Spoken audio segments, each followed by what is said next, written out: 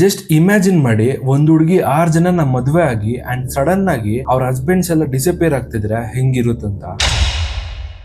ಇನ್ 1950s ಅಲ್ಲಿ Anita deck ಫ್ಲೋರಿಡಾದಲ್ಲಿ settle ಆಗಿರ್ತಾರೆ and ಅವ್ರು ನೋಡೋಕೆ ತುಂಬಾ ಬ್ಯೂಟಿಫುಲ್ ಆಗಿ ಅಂಡ್ ಪರ್ಫೆಕ್ಟ್ ಆಗಿರೋ ಹೌಸ್ ವೈಫ್ ತರ ಕಾಣ್ತಾ ಇರ್ತಾರೆ. ಇವನ್ ಇವರು ನೈಬರ್ಸ್ ಜೊತೆ ತುಂಬಾ ಫ್ರೆಂಡ್ಲಿ ಆಗಿರ್ತಾರೆ.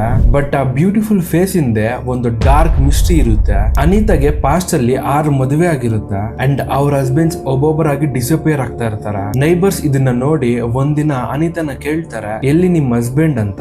ಸೊ ಅದಕ್ಕೆ ಅನಿತಾ ಸಮ್ ಟೈಮ್ಸ್ ರಿಪ್ಲೈ ಮಾಡ್ತಾರಲ್ಲ ಅಂಡ್ ಸಮ್ ಟೈಮ್ಸ್ ನಮ್ಮಿಬ್ಬರಿಗೂ ಡೈವರ್ಸ್ ಆಯ್ತು ಅಂತ ಹೇಳ್ತಾ ಇದ್ರು. ಸ್ಟಾರ್ಟಿಂಗ್ ಅಲ್ಲಿ ನೈಬರ್ಸ್ ಇದನ್ನ ನಿಜ ಅನ್ಕೊಂತಾರ. ಬಿಕಾಸ್ ಅನಿತಾ ತುಂಬಾ ನಾರ್ಮಲ್ ಆಗಿ ಅಂಡ್ ತುಂಬಾ ಪೊಲೈಟ್ ಆಗಿ ಆನ್ಸರ್ ಮಾಡ್ತಾ ಇರ್ತಾರ. ಬಟ್ ಅವರ 6th ಹಸ್ಬೆಂಡ್ ಡಿಸಪಿಯರ್ ಆದ್ಮೇಲೆ ನೈಬರ್ಸ್ ಗೆಲ್ಲ ಡೌಟ್ ಸ್ಟಾರ್ಟ್ ಆಗುತ್ತೆ.